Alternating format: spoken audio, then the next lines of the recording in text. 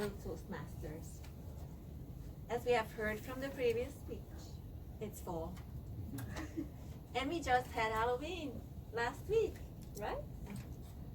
Did you guys enjoy it?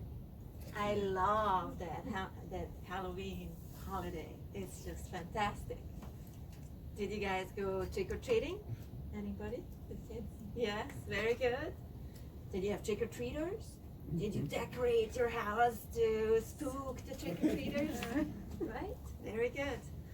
I really appreciate all this now, because I did not used to like Halloween when I was first faced with this holiday or with this tradition. Some of you know, or maybe everybody, that I come from the hinterland of Hungary, where there's a very serious death culture.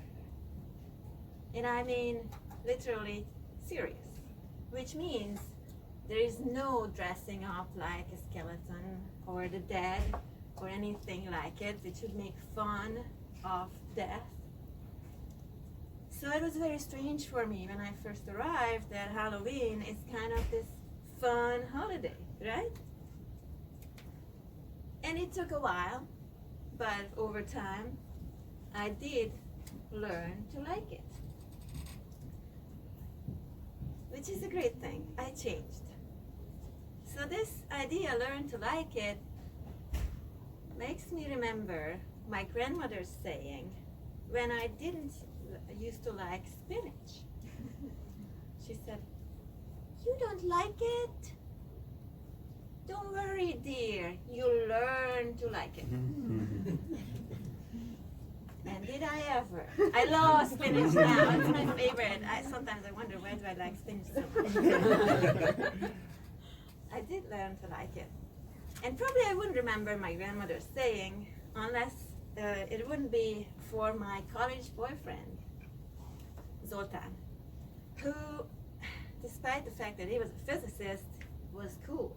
He had long hair, he played the guitar, and he loved the Beatles, so he was cool. Now, he also was a vegetarian. And at a family cozy, a gathering, when everybody got together, probably for my grandmother's birthday, she noticed that he's not eating his meat. So she turned to him saying, "You don't like it? Don't worry, dear. Learn to like it." Say that to a vegetarian. From that point on, I just didn't hear anything else but this saying, because so he would come home late from the lab or who knows where, and he turns to me, "You don't like it? Don't worry, dear, you learn to like it."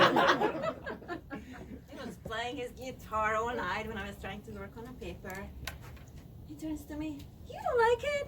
Don't worry, dear, you learn to like it." And then he snored at night. He turns to me, "You don't like it? Don't worry, dear, you learn to like it." Well, you will guess we're not together anymore. But it brings up the thought, maybe he misunderstood my grandmother's saying, really. Because when she turned to him, maybe he didn't really refer to the meat and him not eating, but to the novelty of the situation. The first time I brought home this young man, her little granddaughter is growing up. It was a new situation. We needed to adapt. Everybody needed to adapt, and my family was really good at this.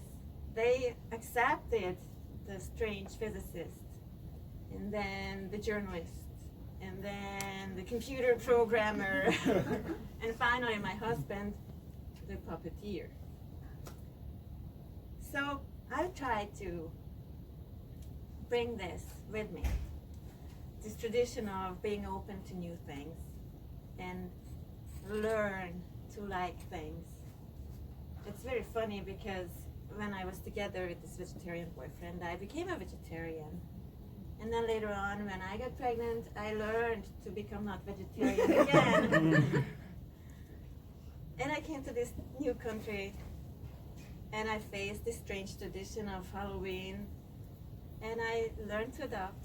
I learned to like it, and I really like it now. So if I can give you an advice, just think of this saying whenever you are in a new situation or in an uncomfortable situation. For example, when you have to get up and give a speech at Toastmasters or anywhere else.